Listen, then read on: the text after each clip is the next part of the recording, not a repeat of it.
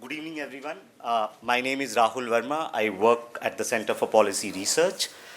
Thank you, everyone, for coming today. It means a lot to us. What I'm going to do in next 10 to 15 minutes, make a short presentation on the report, which is going to be released after the presentation. This report is based on a survey which we did in India, Pakistan, and Bangladesh in year 2022. And at that time, the idea was to see that as an occasion to study these. 2022, South Asia has definitely changed. Like in Bangladesh, we have a new regime. In Pakistan, that has happened. In India, the ruling party had some setback. But also, like some of the world at CPR also changed in these 1.5 years. And so it took more time than I had anticipated to release this report. So just to mark that as well. The reason we wanted to study this, and in some ways what we have done, we have asked similar questions or same questions across 3 countries. And we wanted to understand whether these 3 countries continue to share some old cultural and civilizational ties or not. Because after 1947, these 3 sovereign countries have followed their own unique trajectories, crafted their own political institutions, sought economic prosperity, and pursued independent external relations with other countries. Just a short bit on the method. So it was a structured, close-ended questionnaire that had various themes, including institutional trust, views on partition, economic prospects, political and gender norms, religious tolerance, and popularity of leaders, among others.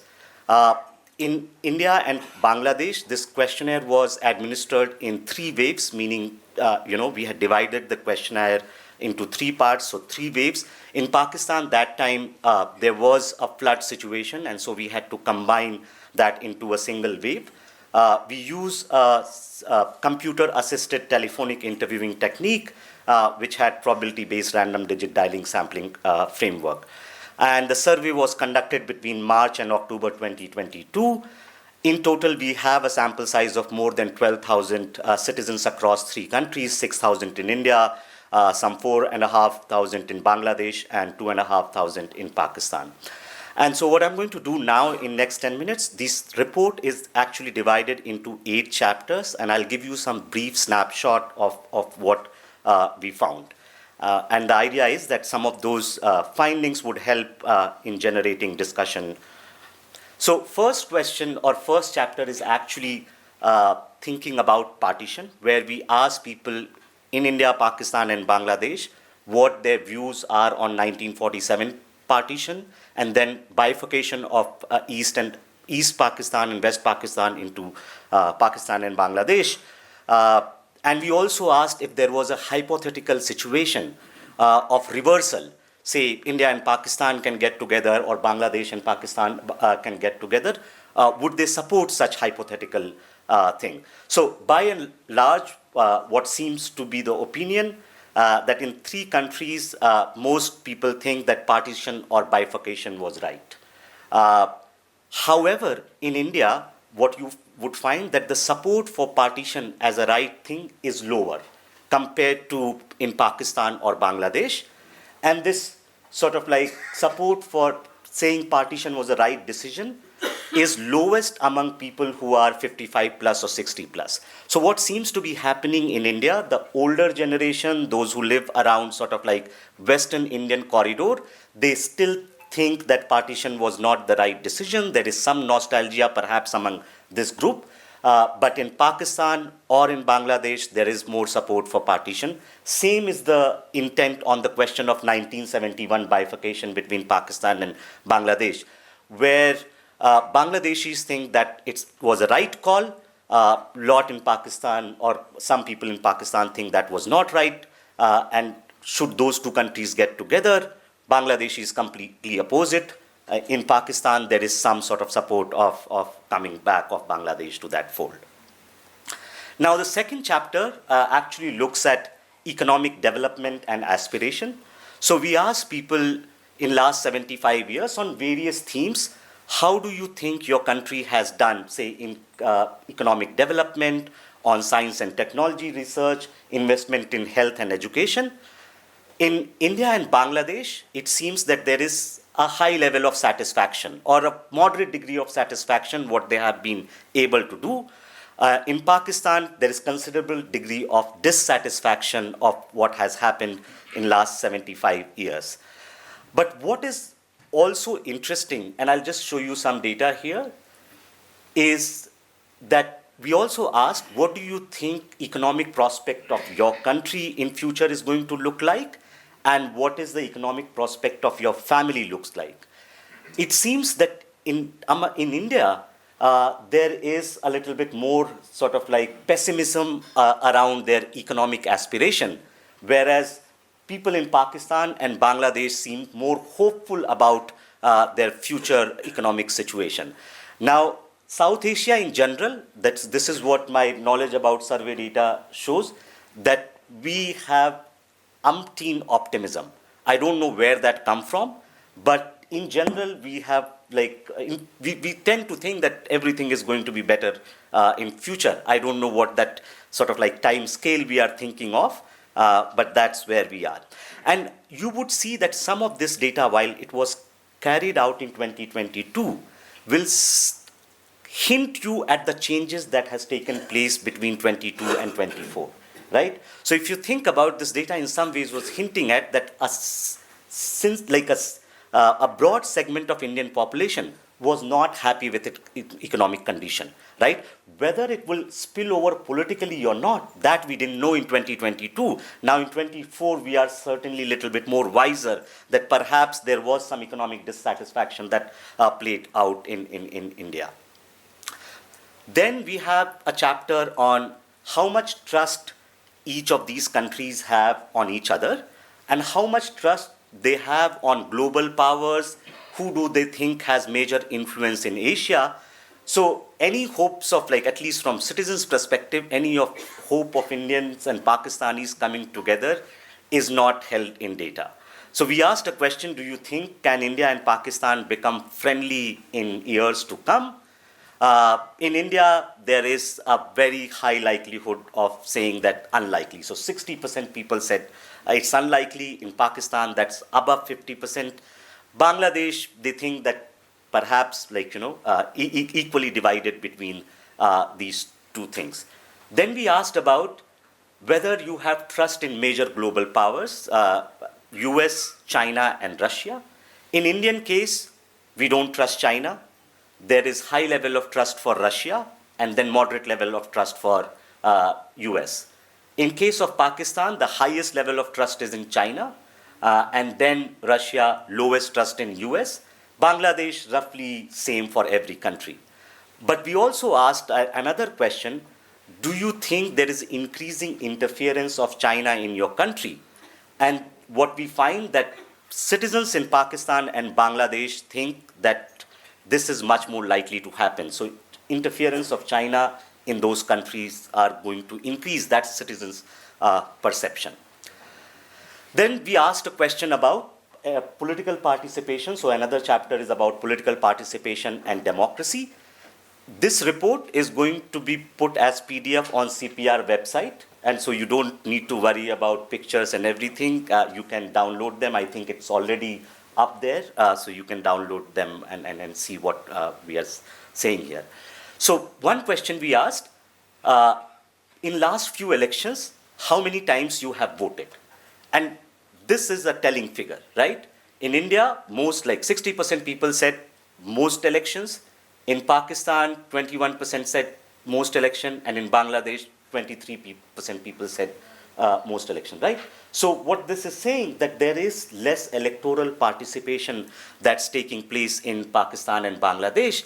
And the second kind of question was whether you participated in political rallies, civil society protest, and other things. So in Indian case, what we are seeing, there is high participation in electoral activities, but low participation in sort of like non-electoral activities, which is taking place much more in Bangladesh and Pakistan. Almost half of the people in Bangladesh said that they have participated in political rallies multiple times. One quarter of them, which is almost 3 times of India, that they have participated in civil society protests multiple times, right? So there was a lot more going on in Pakistan and Bangladesh in terms of non-electoral participation. We also asked, do you think influence of different actors such as big businesses, religious leaders, bureaucrats, judiciary, and military is increasing in your politics? Pakistan, it's about military. In India, people are concerned about big businesses and religious leaders. Bangladesh also about big businesses. We also asked another question, do you think democracy in your country has improved or increased or deteriorated? And what is interesting across 3 countries is that now people's partisan leaning is making them look at how democracy is doing in their countries, right? So those who were inclined to vote for BJP, they think democracy is doing great in India. Same was basically in Bangladesh. Those who were inclined to vote for Awami League, they thought democracy is doing well. Whereas for other parties, in Indian case, INC or other parties in Pakistan, the same, in Bangladesh, the same, they thought that democracy has actually declined in some of those countries. And this in different studies, at least in case of India, what I find, that now everything is being looked through sort of like partisan lens. In another survey, I had actually asked a very simple question, which is how much favorable rating you have about Shah Rukh Khan, Akshay Kumar, Kangana Ranaut, and Deepika Padukone. And favorability of even actors is now happening through partisan lens. And so across spheres, this partisanship is driving our viewpoints. Then we ask questions on institutional trust. And what we find that in India, there is moderate to high level of trust. Same thing seems to be happening in Bangladesh. But Pakistan, trust in institutions such as parliament, election commission, bureaucracy seems to be very low. Even in Bangladesh, the trust in election commission was on the lower side compared to other institutions. And what this combined effect of some of these things are happening across 3 countries is that there is lower side of trust in political institution, partisan polarization is taking place, and then people think that influence of different actors are actually increasing. All of this is creating facilitative condition for populist sentiments. So what we see that there is preference for strongman politics across 3 countries. They prefer technocrats over politicians for political problems.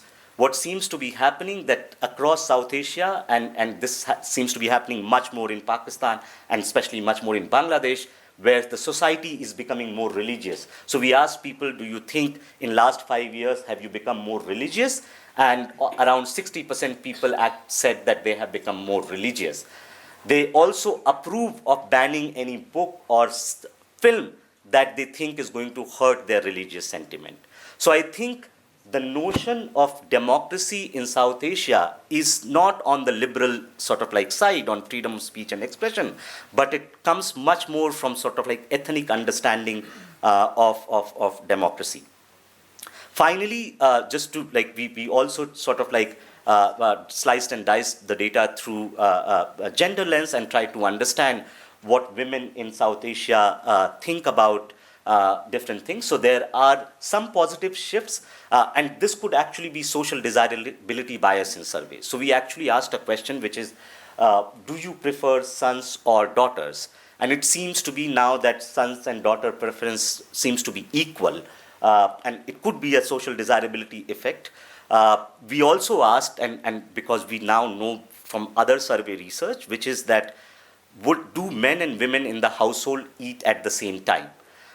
Because what we know from research in India, that in households where women eat after men or girls eat after boys, women are much more likely to be undernourished, right? And so in what seems to be happening, that there is more sort of like culture of dining together increasing, but there is still a lot of restrictions on women's mobility as well as agency. So we asked a series of questions. Do you have to take permission in your household to go to a market or, decide where you want to work on household saving and other things? And there is sort of like moderate amount of support on some of those things. What also seems to be happening in the political arena, that women are less likely to turn out to vote, but there is now a noticeable trend, especially in India, that the gender gap in turnout has closed. So women and men turnout is equal. Of course, that hasn't led to sort of like increase in sort of like participation in parliament and assemblies. We also asked, and this is like something I'm obsessed with, though I don't know how to sort of like research on this question, which is nascent political ambition. So a question that if you get a chance to enter into politics, would you like to join politics? In Indian case, even across South Asia, what seems to be happening that there is a decent amount of interest to join politics. Now, I don't know whether to interpret that as sign of political empowerment or because people think politics is the best vocation to make money. So there is an instrumentalist logic to enter politics. And here, men and women are no different, right? 36% of men, 36% of women want to enter politics. Those who don't want to enter, it largely comes from no interest or they have other things to do in life.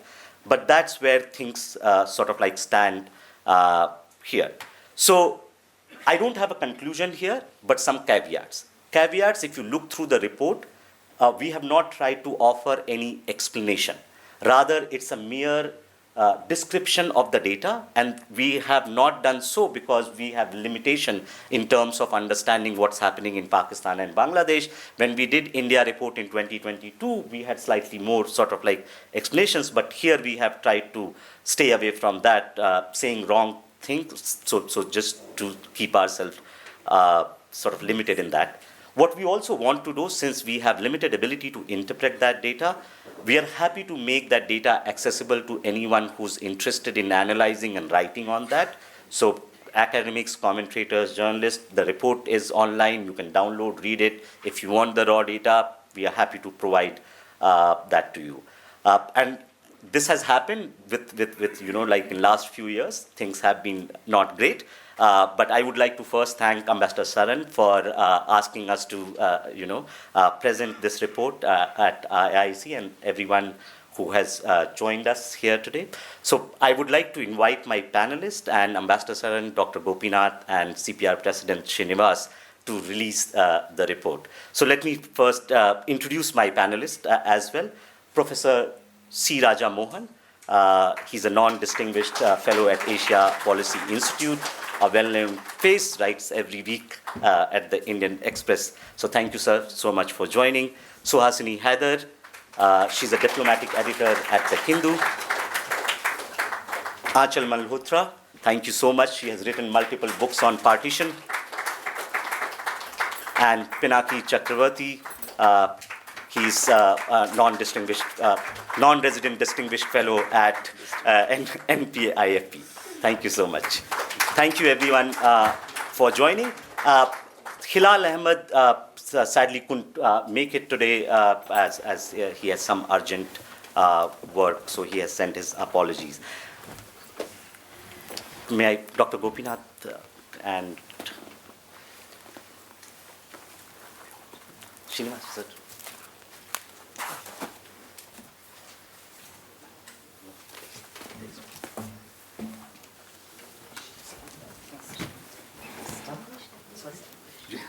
No, you can also come here, wherever. I don't know how to. Maybe they stand on the other side. Sorry.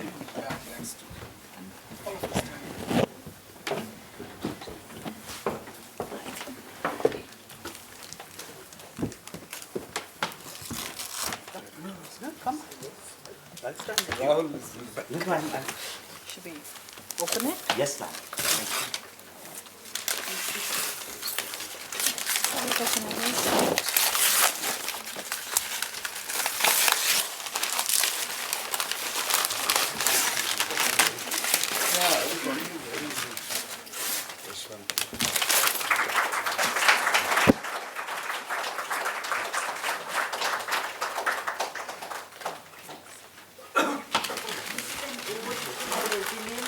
Democracy and the Thank you very much.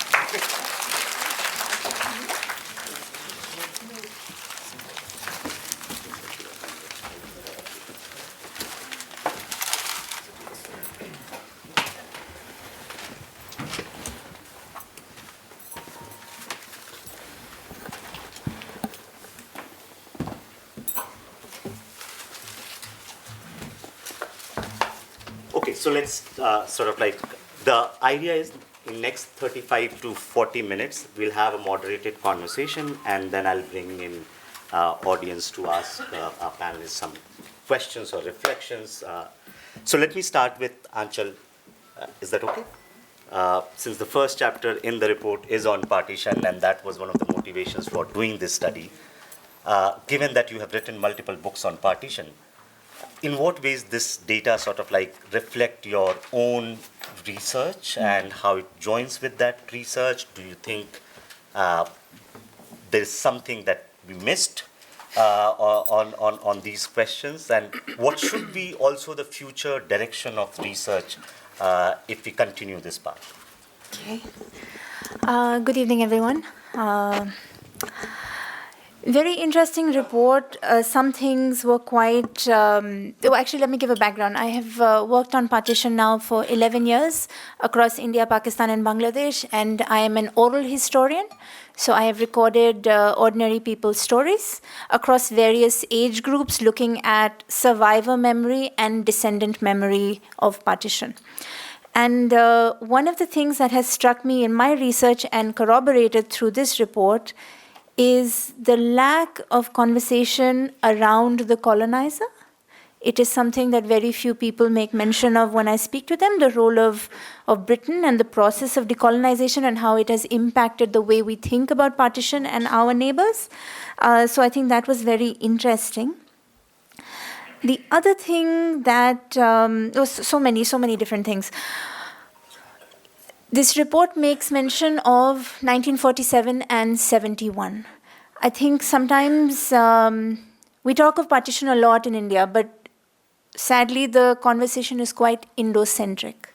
So I remember a few years ago when I was doing descendant research with someone who was Pakistani, she was telling me about her grandparents that moved from UP in India to East Pakistan in 47. And then the family moved in 71 to Pakistan proper. Now, throughout our conversation, we were talking about, you see, many people did multiple migrations because South Asia has had multiple partitions. And the very interesting thing she said to me is when we were talking about her parents, she said, my parents met because of partition. And now this young woman was as old as I am, mid-30s. And I said to her, how can that be possible? How can your parents have met because of partition? You mean they met because their parents had histories of partition in their family? She said, no, they met at partition. What she meant is they met at the 1971 partition. Because she is Pakistani, 1971 is a partition for her. And it took me a minute because I was so used to thinking of it as right. So I paused and she said, what happened? I said, okay, so you're Pakistani. So of course, 1971 is your second partition, what they call as the fall of Dhaka, Sakute Dhaka. And she said, well, what do you call 1971? And I said, we call it the Third India-Pakistan War. And so it got me thinking about multiple truths, which is something that this report also looks at. What is truth? What is capital T truth and what is small t truth, and whose truth is more viable, impactful, and determinant of what the future narrative about this region will be. With 71 and 47, it means different things to the four nations, if you include the UK, which are a part of this. And I always wonder what reconciliation will look like. Truth and reconciliation come in an order for a reason. First, there must be truth that needs to be narrated. Then there must be acceptance of that truth. And then there will be reconciliation of that truth. In this case, when Pakistan, India, Bangladesh, and the UK have different versions of the truth, first there must be acceptance of the fact that there are multiple versions of truth. And only after that can there be some form of reconciliation of that truth. This conversation with this young woman was very illuminating in the fact that I often thought of partition in a completely Indo-centric lens because that's how I've been raised. The second interesting point when it comes to partition and the generation that lived through it is that they tend to be more tolerant. than the generation that followed, as far as I have seen. And that tolerance is, to a large part, though not to everybody, has been passed on to the third generation. So you see a lot of resurgence in the interest of partition, or the nostalgia for a pre-partition time, in the older generation and their grandparents. And I find it interesting that it occurs in younger people, because since the 70th anniversary, it is something that I have seen myself. There is a resurgence in the interest of knowing where your family came from, wanting to go back there, trying to make friends. Of course, social media has played a very large impact in that you can see virtually where you came from. But the interesting thing, I think, is the vocabulary of this nostalgia. A lot of elderly people, that is the first generation that lived through partition, tend to refer to the cities and villages that they came from rather than the country that it is now a part of. So they will say Lucknow or Lahore or Dhaka or Muriali or whatever, rather than saying India or Pakistan. This is something that I've noticed across a decade. And there is more nostalgia or loss. The report makes note of nostalgia, so I'll use that term. There is more nostalgia in India than there is in Pakistan for 47. Understandably, there is nationalism that emerges along with nostalgia. I don't think there's no nostalgia in Pakistan. I just think that it is submerged a little bit, and nationalism is the first thing that comes up. And for Bangladesh, 71 holds far more resonance than 47 in public memory anyway. So that's another interesting thing. I was curious about twice displaced communities that have been displaced in 47 and 71. I was also curious about the condition of minorities, particularly with 71, whether it's Biharis or Muhajirs after 47, because a lot of, you see, the term Muhajir is still very much used for the UP Muslim that is in and around Karachi and large parts of Sindh, and they're still known as Muhajirs. And of course, the Bihari has a very different connotation there as well. Let's see. I found it very interesting that females in India responded more strongly to the reversal of partition. I wonder why that is. No idea. No idea. Yeah, no, it's just a thing to think about. And I was also curious as to whether if ever you did a future thing, you would consider asking whether they would want to meet an Indian or a Pakistani or a Bangladeshi. Because I think that a lot of us, when we go abroad, we meet them. And our myths and understanding about who the other is really busted and just obliterated, because we don't expect someone who looks exactly like us. I also think it's interesting for divided families that we have to meet in places like Britain or America or Canada, because the burden of the border is so debilitating in South Asia.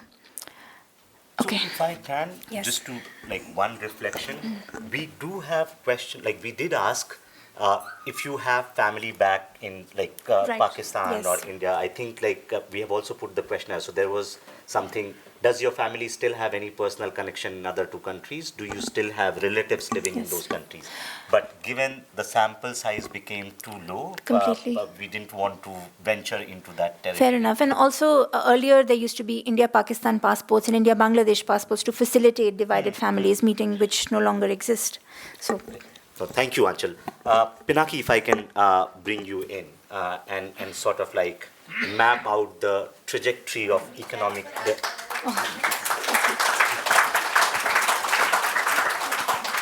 Thank you, Rahul.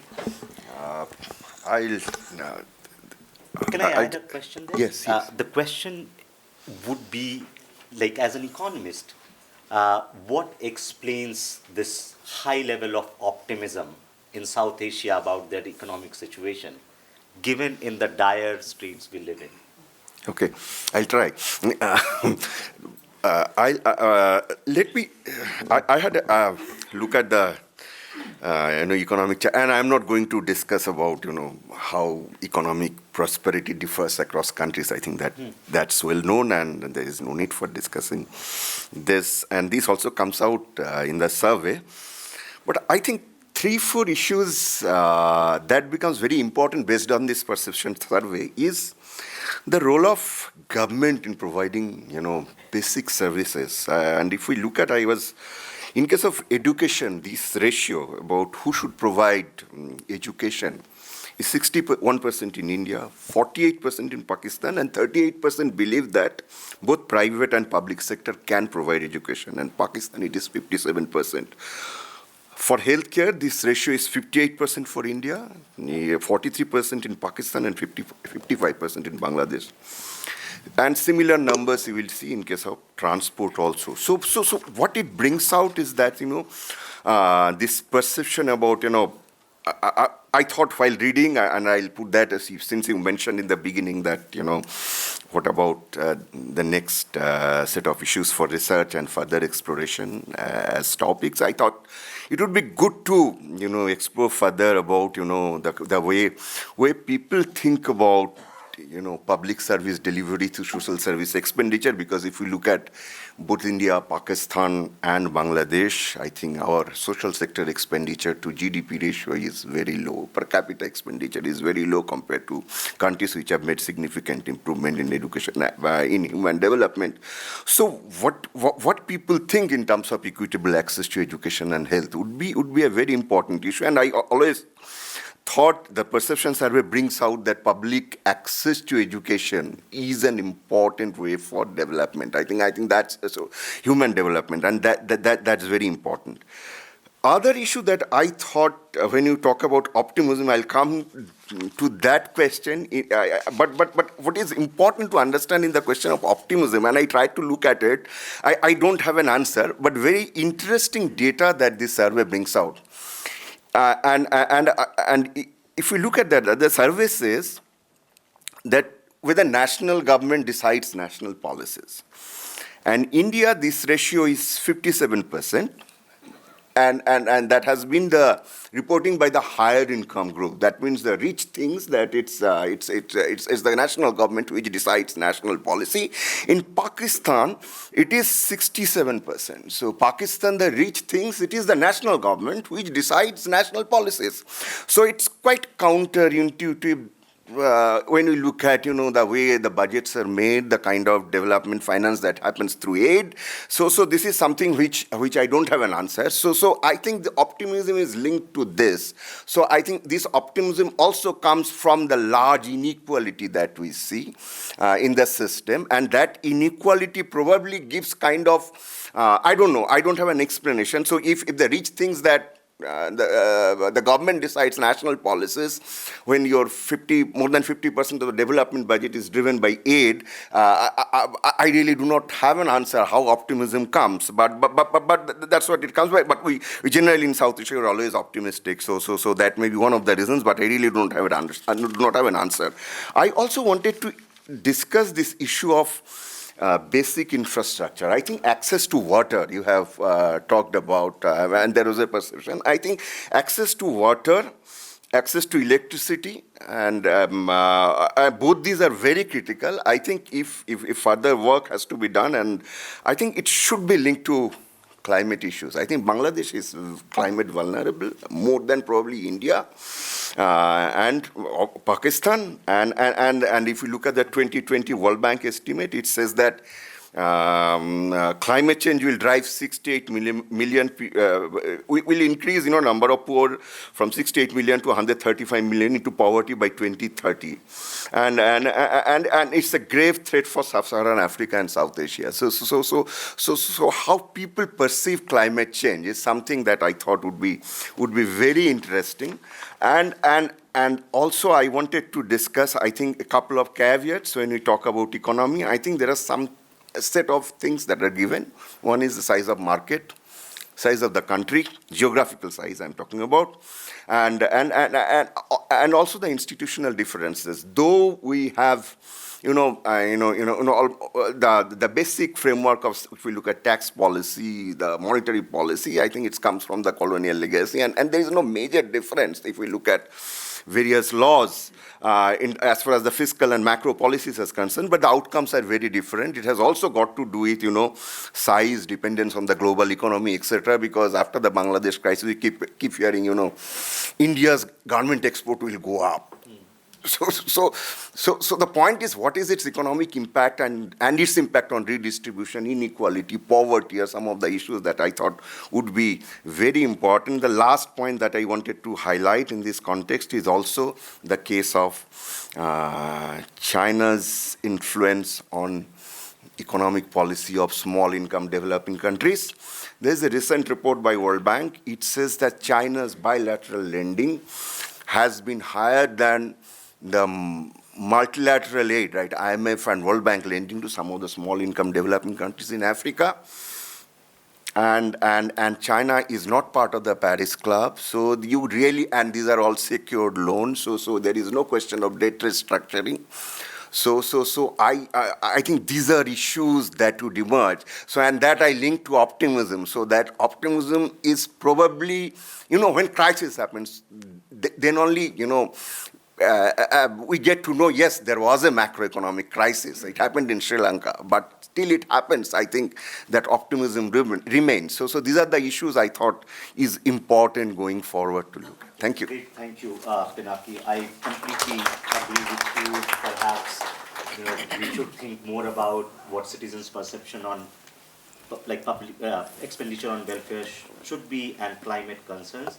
What also comes out in the survey that I think South Asians as a whole depend, or at least look towards the state or government a lot, which is that they want the state to still sort of continue providing, when we asked whether private sector should enter into education and healthcare and other things, a large sort of number of proportion of population still want the government to do these things. What was interesting, and unless we have more data points on this, which is that we asked whether you would prefer a government job, a private job, or a self-employed business. And it seems, at least in India, I think for the first time, the preference for self-employment is going up. So perhaps people are sort of shifting their preference, but it's just one survey, so I don't want to make any broad conclusions on that. So Hasini, if I can bring you in, of course, you may reflect on how these countries think about each other, so trust. But just to join that conversation with level of religiosity that is increasing in these countries, and then institutional trust which is on decline. Is there any way we can think in future that the trust would increase among these three countries, or both sort of because religiosity is increasing and the partition at least one time happened because of religion was in the background, and then when Bangladesh and Pakistan bifurcation happened, language was one of the key issues. And we actually asked a question: do you think you feel more close to your people who speak your language, or people who speak to who are from your religion? And these two continue to sort of being the binding ties. Yeah, I think we're stratified enough across South Asia to answer your last question, to realize that will always be a kind of at the back of people's mind when it comes to social interactions. But I'm not sure if it lends itself to the larger question. So first, congratulations to CPR and to C Voter for being bold, for tackling a subject most people either think is irrelevant or would rather actually not care about. The truth is that the use of South Asia has, at least for about a decade, gone into decline. There is a sense that what is South Asia? It means nothing. There's a famous article that I would urge you to read, written by Professor Happy Mon Jacob, where he actually says, the idea of South Asia is over. And he makes the case. I am actually on the other side. I don't agree with him, and we've had this discussion. But he does make the case that the various parts of South Asia are now looking to other identities for themselves. And my question is, what is that identity? Because every other club is closed. The world is getting more regional. There's no question that there's a kind of anti-globalization feeling in many parts of the developed world. We saw it come to the fore during COVID. So now the world is getting more regional. How do we define ourselves if not South Asian? Are we going to be known as Asians? Because I know when I went to study in the US, one of the big quandaries was, when we got that thing of how do you describe yourself? And you said, I'm not Asian, because when you say Asian, you think of someone from Southeast Asia or China or Japan. Are we seeing ourselves as West Asian? No. Are we seeing ourselves as any other kind of Asian? No. So there is this geographical entity that exists from the mountains in the north to the oceans in the south. It's bound together willy-nilly, whatever you want to make of it. So I think it's important that we understand that there is an illogic to rejecting its relevance. And of course, this is an issue of a larger nature. I think there's also another debate that has played out in India, particularly over the last decade. And I think it's an important debate to engage with, because there is no right and wrong answer. There is one, if you were to look at foreign policy analysts, and you might be able to do this with practically every foreign policy piece that you read, there is one school of thought that believes that India has a rightful place at the high table. And that place is something India has been denied for decades. But India's place is there with the big powers. It also emerges from a lot of that thought that essentially India's neighborhood is a drag. It's like the ball attached, that brings India down. Every time we are aspiring towards greatness, going to a place no one else is, something in the region blows up and then we have to deal with it. So they very much see what I call the ring of fire, that India is like that, Leonardo da Vinci character, the man standing in a ring of fire around him, and some part of that periphery is always blowing up. And so therefore, it's the neighborhood almost becomes a negative. There is the other school of thought. Equally, as I said, I don't think there's a question of right and wrong. I think there's a question of how you approach India's situation. The other school of thought has been that India is a force to reckon with in the world, but its neighborhood has to be its force multiplier. In other words, unless India is a stakeholder in every part of its region, and every one of its neighbors is a stakeholder in India, it is not going to be able to get to that point of leadership in the world. It has to stand for a power within South Asia before it becomes an Asian power and a global power. These are just two ways of looking at the situation, and it's interesting to me that you have tried to engage with a lot of the issues that go around that. I'd also like to, if I may, this evening, with your permission, remember someone who really took the study of South Asia and the laws that brought, of how the subcontinent really developed over the last few decades, A.G. Nurani, who passed away today in Bombay. Those of us who have either read him, engaged with him, or just essentially been captured by his grasp of the subcontinent, really do miss him today. So I just wanted to take a moment to remember that.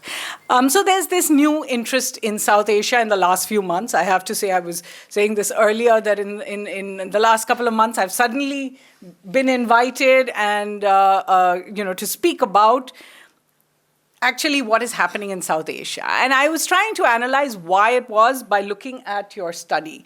Because, of course, the study ends in 2022.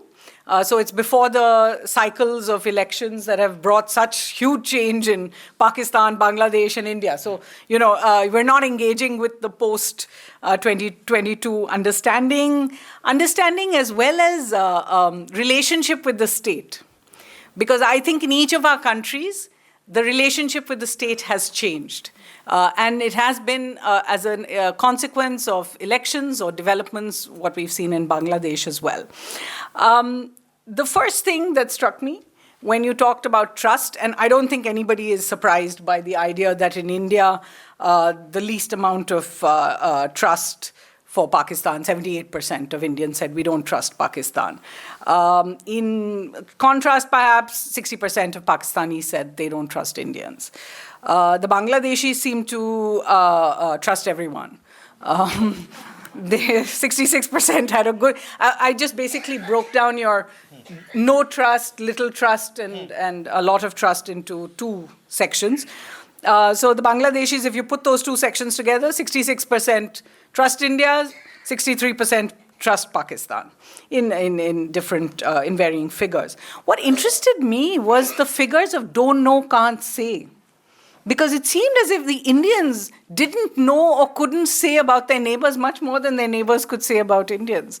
And that's, that is something that we have to engage with. The idea that we know everything about the great powers, we know everything about UAE and Singapore, and we engage with every part of the world. And then when it comes to looking around an audience and saying, so how many of you have actually crossed a boundary between India and one of its neighbors?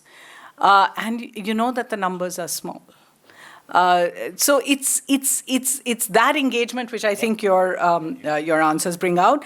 I think in terms of the politics, what you have touched on is the cyclical nature of the changes in our polities, and in that. It's difficult to say, but I think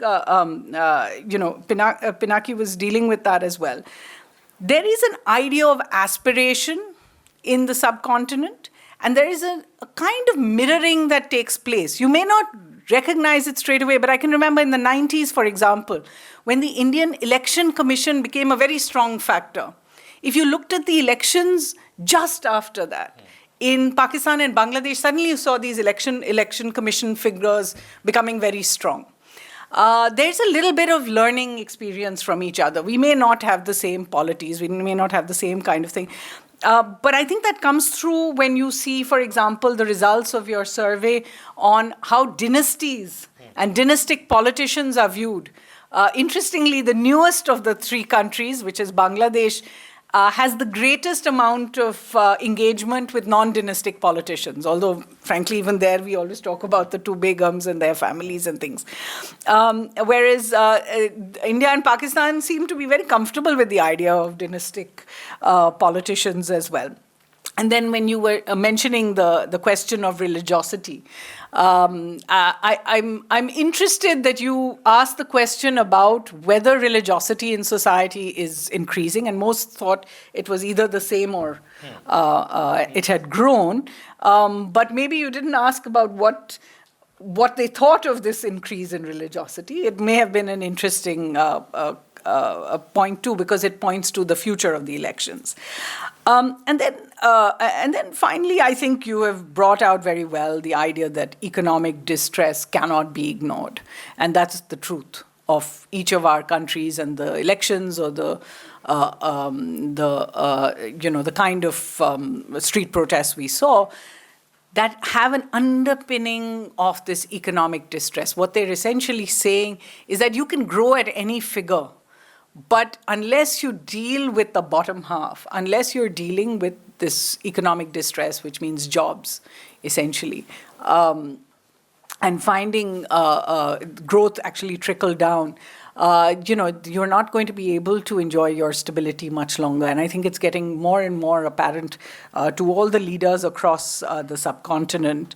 Where I do wish that you had perhaps done a survey, so for the next one, is to ask about what each of these countries think about regionalization.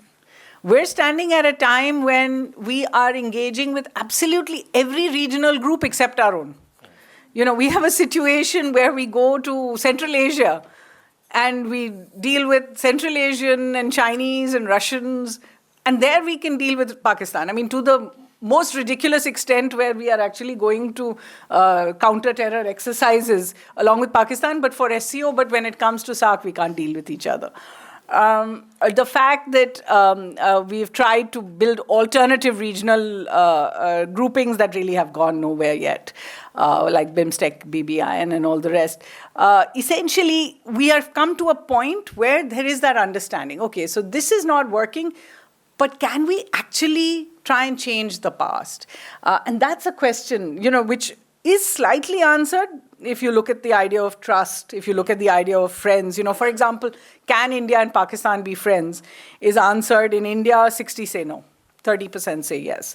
In Pakistan, 53 say no, 38% say yes. So you can see that public opinion has shifted. The Bangladeshis, as I said, are always the nicest of the three. They say 55, 45, yeah, they can be friends, kind of. So they're optimists in that sense. But I would love to hear about how the region actually looks at the region, because I think this self-consciousness of where we are today has to come inside, our thought process. Whether we reject it completely, whether we don't think there are future problems like climate change, like the digital divide, water shortages, migration, energy shortages, can find solutions in a South Asian context or not, because we have different views. Some think we do and some think we don't.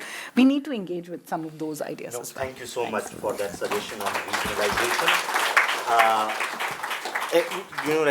You suggested something about religiosity, which surveys should ask. What I've noticed in this data and also with other survey data, that people are full of contradictions, right? They don't think in linear terms. So they worry about influence of religious leaders increasing, but they themselves want to ban films or things that are going to hurt their religious sentiments, and they're also becoming more religious, right? So there are multiple things that is taking place. On some of the data that I didn't show and is part of the report, especially on dynasty, since that's another obsession for me, where I've asked people to think about a dynastic politician and a non-dynastic politician in their district, and then say which one is better on 10 different indicators. Is it about sort of like, do they do more development work? Do they sort of like meet people like you, respect people like you? And what seems to be happening, so two things. One, I think Indians have less opinion on Bangladesh. On Pakistan questions, they express more opinion. And Bangladesh data, so on attitudinal questions, there is more similarity between how Indians and Pakistanis think, but Bangladesh data seems to be a little bit sort of like on a different note. Now, whether it's a problem in the data or basically Bangladesh as a society might be more closer to if I analyze just data from India, looking at Bengal and Assam and Odisha, and then sort of like figure out that. But thank you for pointing that out. Professor Raja Mohan, if I can bring you in and ask your sort of like thoughts on trust in major powers. And like one, I think like we know why this variation in trust in major powers exist, but do you think like in some ways our own histories of past, the partition and other things also is shaping our worldview of how we look at for major powers? And one last point I just wanted to add quickly, which is I study elections and voting behavior, and for past few years, people in this area have started thinking about how foreign policy sort of like approach may affect domestic politics. And we are seeing, at least in this sort of administration, where it uses that kind of thing. Thank you, sir. Thanks. Let me begin by congratulating you, CPR, and to actually doing this report. My sense is I hope you'll have the money and resources to do this regularly, because it's really over a time series, this kind of data will actually be very helpful to policymakers and others. For example, you're the Pew in the US, which has been doing actually even on Indian attitudes to major powers. You have the Chicago Council on Foreign Relations, which does a regular surveys. So I think assessing the mood or views of South Asian public would be a good contribution. I think for those who do IR and those who do foreign policy, as well as for the decision makers in the governments. It's also, I think, at some point it'll be nicer to go by Suhasini's. I mean, expand it to cover the rest of the South Asia or rest of the subcontinent. So it's not just the three of us. So there are others, and I think our stories are interlinked in a very fundamental way. So before I want to say something on the partition issue and the report, because I think partition is intimately connected to the nature of our international relations today. So I think while your report, begins by saying 75th anniversary, there is an occasion. But all major issues that bedevil the subcontinent today are the residual legacies from the partition. Leaving out the China-related issues, river water sharing, cross-border security, environmental pollution, management of the glaciers and the lakes of the Himalayan waters. So to think that somehow that is just one event. So partition is not something from the past. It's very much present. It's not really past. We are struggling, I think, 75 years later to deal with the multiple tragic consequences of partition. And I think that's what the story about our international relations, our regional relations, is really a reflection of our inability to solve the creation of new sovereignties, not once, but twice over, and how those sovereignties relate to each other and to the larger world. So I think that's a problem. So I would say the partition is the core if you want to study, understand South Asia. And I think we don't do enough. The history departments stop at 1947. For them, modern history ends in 47. And in the IR departments, where I have taught Indian foreign policy, nothing happened before 47. So these 8 countries came, there was a Kashmir dispute, Nehru had a revelation, so we had non-alignment. So there's no attempt to locate it, or what did we inherit in 47? I think that part is not taught. Actually, none of the I've taught Indian foreign policy in many places. There's just in no curriculum do you see the impact of partition on the nature of international relations and why because it's not just about these 8 sovereignties, and I think the emotional burden and the tragedies that have accumulated over the 75 years, I think, continue to influence the way. So it's still very much internal politics. It's never been a purely external. It's very much internal. So I think there are 4 or 5 issues in relation to partition. I think I wanted to mention what you say about your report. The big surprise for me is that Indians want to reverse partition. 450 million more Muslims you want in this country? Is that the state of the debate? We can't get the entire Citizenship Amendment Act. You have the whole series of debates that are going on. So it's quite surprising. I don't know how you say majority of Indians want actually to reverse 47, because it's really, it doesn't compute with the current mood of political discourse and the problems of how we deal with the world. So I hope there is an interesting explanation there, or that's something you need to look under the hood a little more. The second point I wanted to say is really, you did the variations on age and other stuff. But I think the more interesting for me, next time you do this, is there a regional variation? The narrative in Punjab on both sides, or narrative in Assam and Bengal, it's not the same as in Delhi. So how partition, after all, was not the partition of the entire country, partition of Bengal and Punjab. Right? Of course, in Delhi, we're only mostly looking at Punjab's partition, not enough of Eastern subcontinent's partition. I think Anchal was referring to that.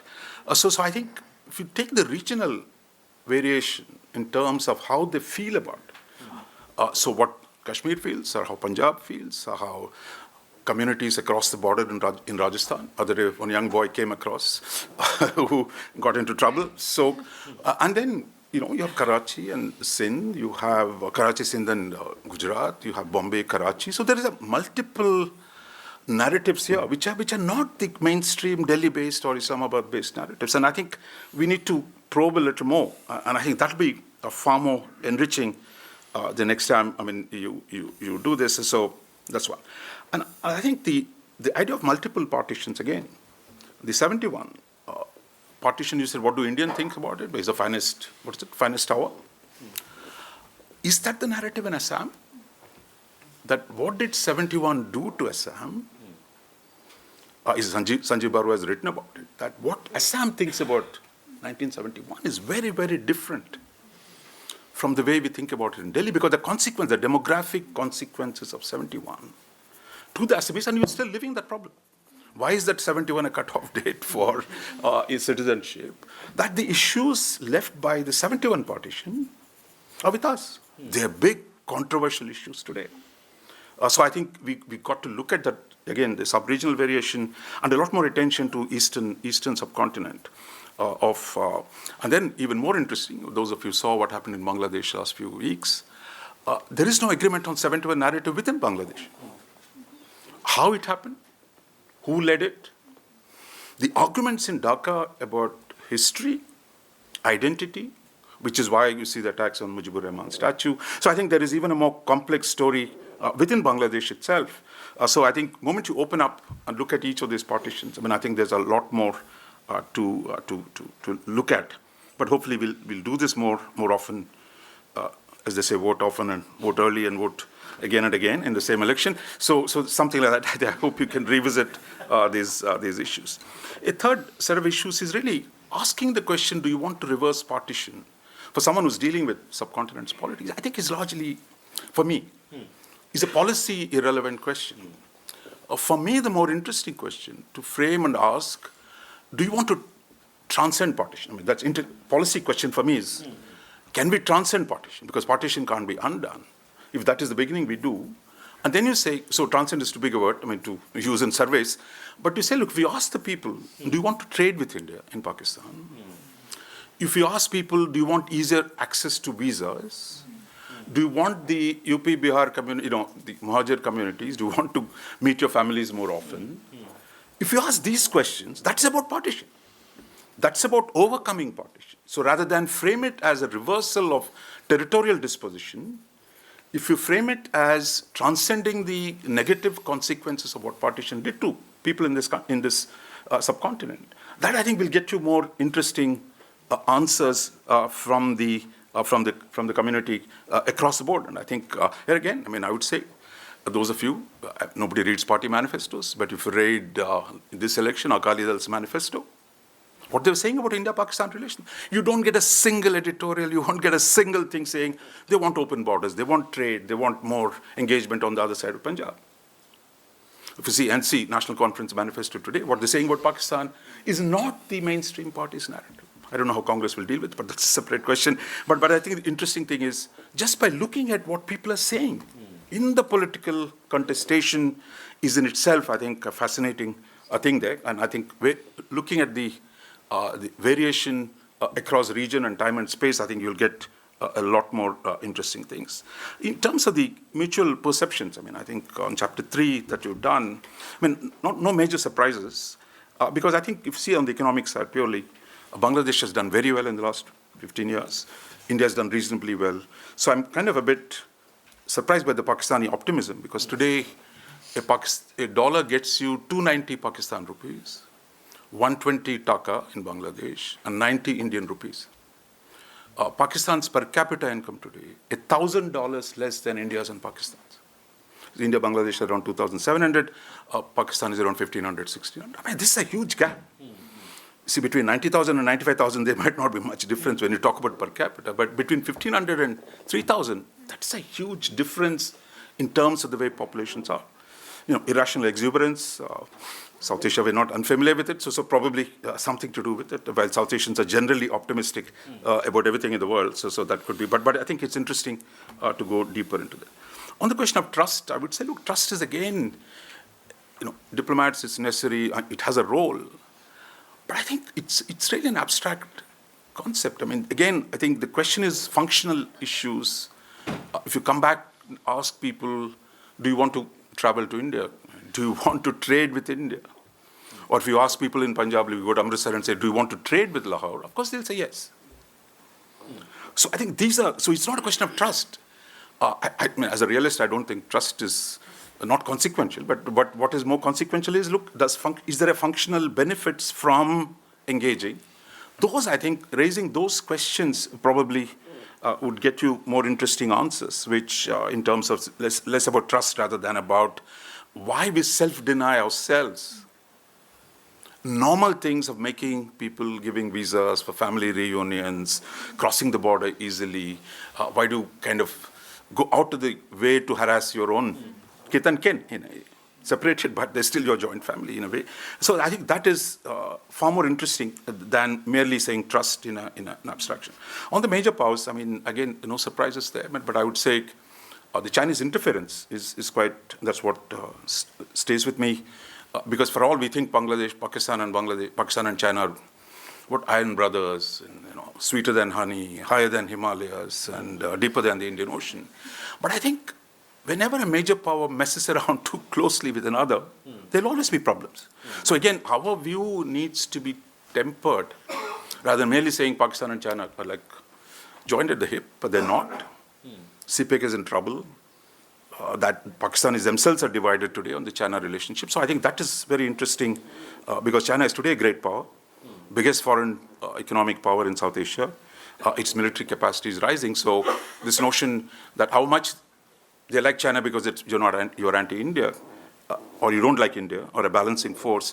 But I think China itself generates triggers of its own to people there of its own because it behaves like another great power. Probably, as somebody said about Germany and France, when Germany won the 1871 war, Europe against France, so Europe lost a mistress and gained a master. So you could say America is still a mistress, but China is going to be a master, a far more disciplined, a far more pushy than Americans ever been. Thank you so much.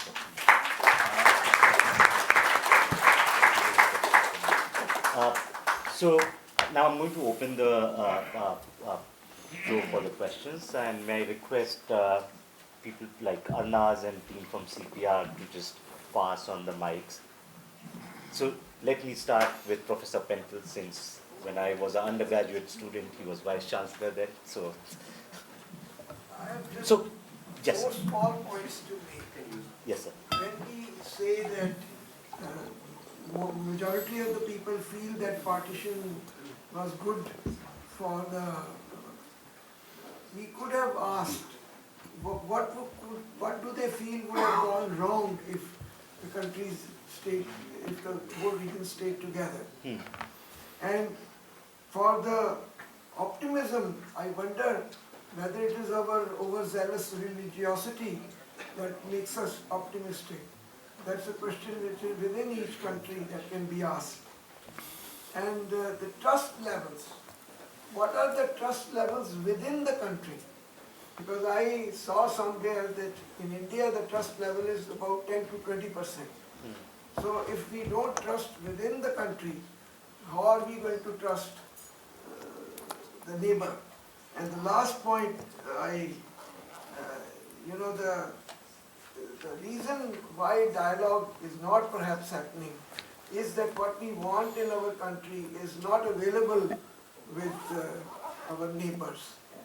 High-end technologies and so on and so forth. Thank you so much, Professor Pentel. Ma'am, yeah.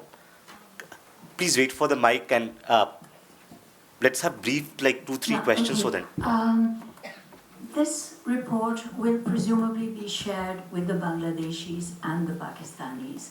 And I was just flipping it in a sense when he was talking about regionalism and Swahasiniwa. Imagine if, I don't know if the 2,000 people that you spoke about us interviewed included those in Balochistan. They would have a very different idea when partition took place. It was not 1947.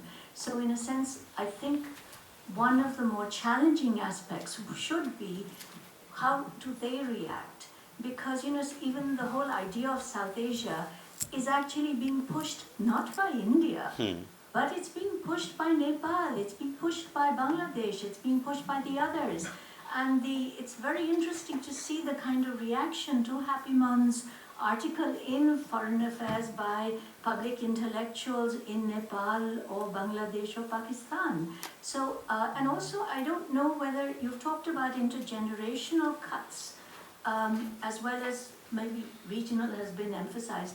What about class? And what about maybe even constituencies? I know that whenever I have talked to judges in Pakistan and judges in India, and they talk about how much interdependency there is in terms not only of law but jurisprudence. Okay. Can we take like one here? Ask the person to say who he is or she is when they answer. Yes, ma'am. Thank you so much for that.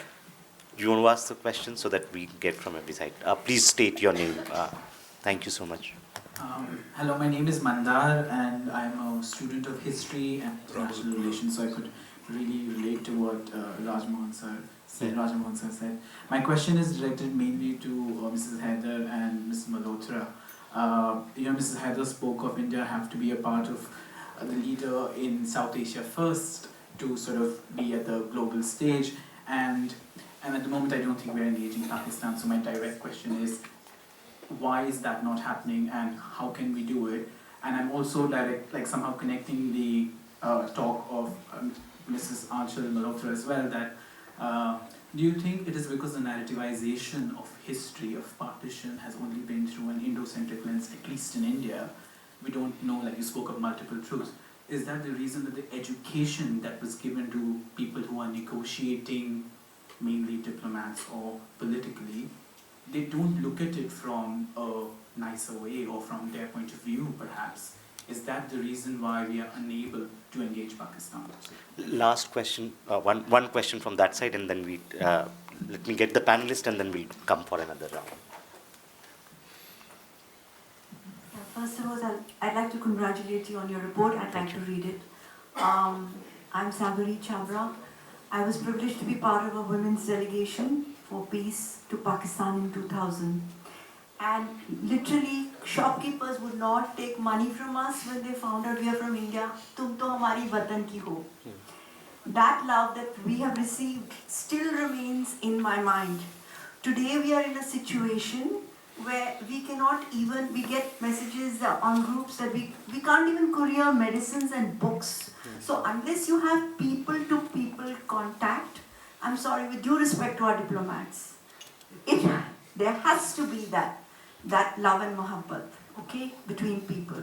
Secondly, I'm very, very concerned about the Citizen Amendment Act and how people are going to us viewing this in Pakistan and Bangladesh.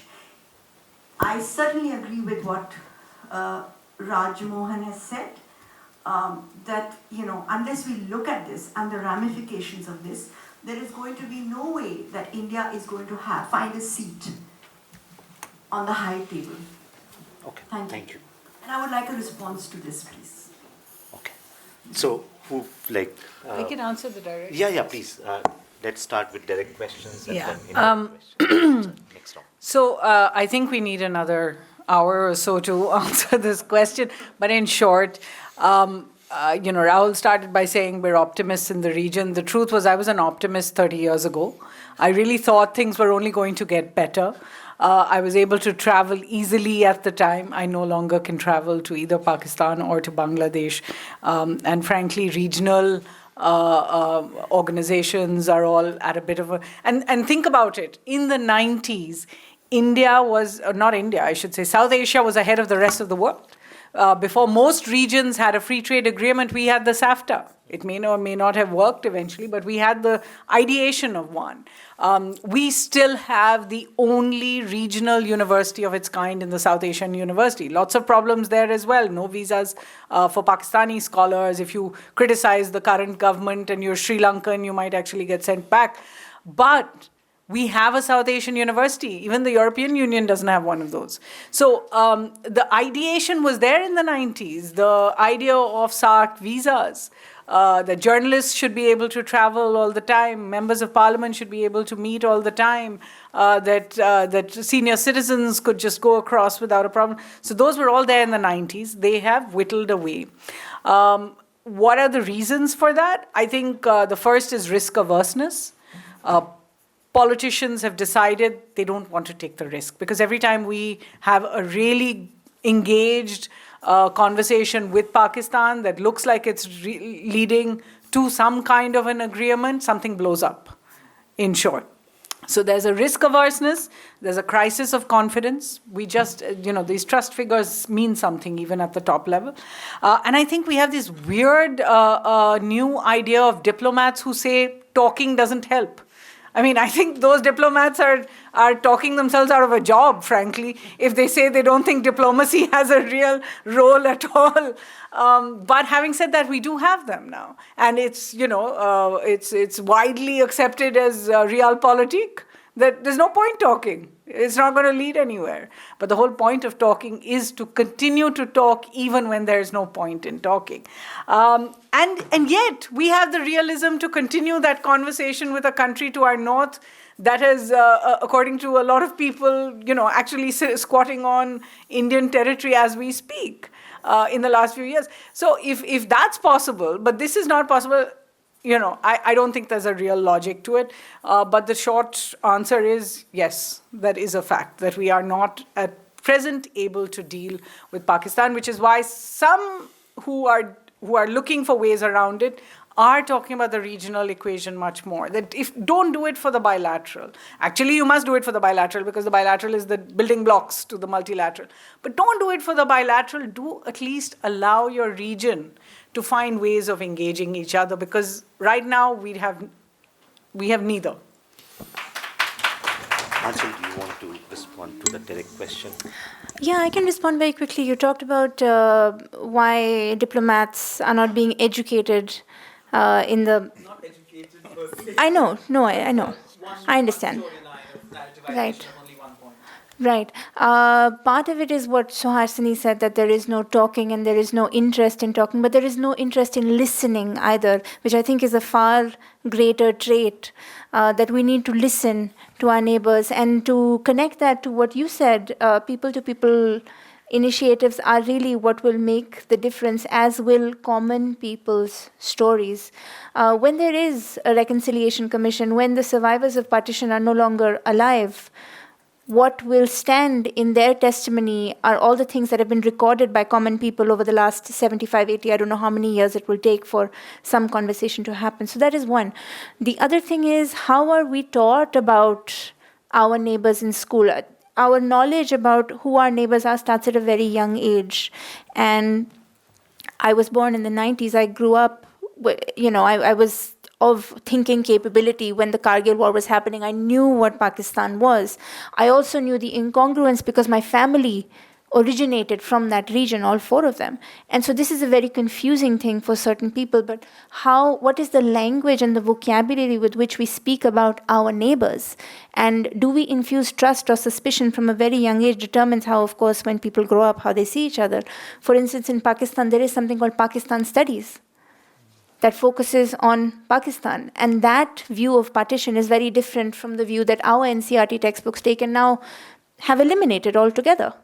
So it should tell you how, it's really from a very young age, if you're telling a child the same thing, and also harking back to partition, which really, as Professor Rajamohan said, is the cornerstone, the beginning of all things. I find it really ironic that the thing that draws us apart is the almost only thing that keeps us together as well, right? We are obsessed with it. We cannot stop talking about it. I don't think South Asians are granted the luxury of forgetting it, but we also refuse to engage with it on any kind of intellectual, human, emotional level. So I'll end with like a kind of humorous anecdote, just to kind of lighten the mood. My first trip to Pakistan was in 2014 in September, and I was doing field work for my first book, and I was at a salon getting my nails done. And this young woman who was probably the same age as me is doing my nails, and she says, "Oh, Bibi, tusi kahan se ho? Where are you from? Karachi se ho, Islamabad se ho?" Because you don't speak that kind of Urdu that people speak in Lahore, so she knows you're not from there. And I said, "Main Delhi se hu, I'm from Delhi."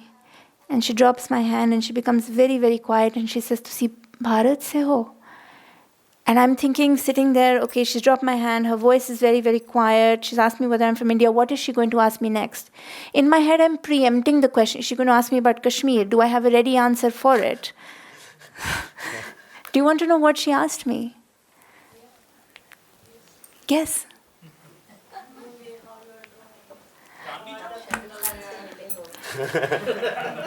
आलू का दाम क्या है वहाँ पे? She asked me what the cost of a kilo of potatoes was because it was exorbitant in Lahore. What is the cost of onions? How often do you eat meat in a week? Why aren't you wearing a sari? Where is all your zevar? Because she watches Star Plus. Why are you speaking in Urdu? Why are you dressed like us? Because she was fully unprepared to meet someone who looked exactly like her. Because there's no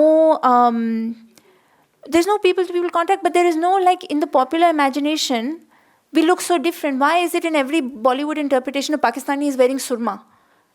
That never happens. Never happens. So obviously popular imagery has perpetrated your mind to such a large extent that even in your imagination they look completely different. She was fully unprepared to meet someone like me. So I'll leave you with that. No, I completely sort of like agree with you. I had the chance to go once to Pakistan, and I think just to join what Professor Raja Mohan said, like visas are issued for the city, Yes. not for the country. Absolutely. So you have to, we went to Lahore first by crossing the border, but we couldn't stay there in the evening because the visa was only for Islamabad. And then for most Indians, I don't know which category I belong to, we had to go to police station every day and it's the same this side as well, right? So what we have done is actually made things very, very difficult for even things to happen. I'll just quickly add on that point of diplomats. In 2007, our External Affairs Minister, Pranab Mukherjee, went to Islamabad. He and Pakistan's Foreign Minister, I think it was Mr. Kasuri at the time, signed a sort of MOU agreeing that diplomats posted in both countries would have access to more than one city. In other words, a Pakistani diplomat in Delhi would have access to go to Gurgaon, would have access to go to Noida, would have access to go to Old Delhi, which otherwise they're not. And one in Islamabad could go to Murree, I think, and Hassan Abdal, and one other, and Pindi. And you know that even to date, they have not been able to implement that. So if the diplomats can't do it for each other, how are they going to be able to do it for the rest? Pinaki, would you like to respond to any question that was posed? Well, I'm just, I'd like to share some experience that I had in 1972. Bangladesh was formed, and I am from North Bengal, so there was influx of refugees, and my father was a refugee from Mymensingh. 1947, he spent 2 years in a refugee camp in Ranchi. So, after that, I have seen people moving from this side of the border to other side without a visa. I think this was quite normal. People used to consider, okay, theek hai, chalta hai.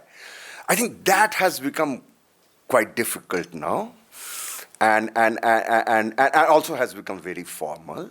So that way, I think it has reduced, mobility. Second issue, I also wanted to highlight, there is this discussion about, partition and its differential impact in Assam, Bengal, which Professor Rajamohan also mentioned. I think people try to migrate this side not because of any, intention to harm you. I think people just come because opportunities are more, per capita income is higher. So that way, a lot of state migration happens. I know people who first come to, say, Balurghat. I used to know people who used to come to Balurghat just to work as a rickshaw puller for 10 to 15 hours a day, and that was the life. So I think it's about relative opportunity. So when you talk about unless we allow people to move, mobility increases, migration becomes easier. I think even if we grow and become the most prosperous nation, I think it's not going to be very easy, when you have your neighbors with whom we have large income differentials. So it's shared prosperity that we should look at. So that's what I wanted to mention. Thank you. Professor Rajamohan, so should we take one more round of questions? Or no? Okay. Sorry, I think we are running out of time on this. So, just ma'am, after this, give me 2 minutes and then they are all yours. One, I would like to thank my panelists, Professor Rajamohan, Suhasini, Aanchal, and Pinaki for, their enlightening reflections on the report, as well as sort of drawing from their own research and experiences. So thank you so much for patiently engaging with us. Thank you to all of you who came here, sat through 90 minutes and engaged with this conversation. This means a lot to me and to Center for Policy Research. I would also like to thank CPR Chairperson Dr. Gopinath, our President Srinivas, who was here.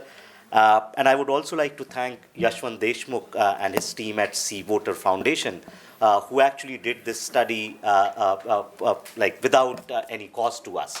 And in that sense, I think Yashwant would be ready to, take some of the suggestions that has been given today and do another round, and hopefully we'll continue doing this.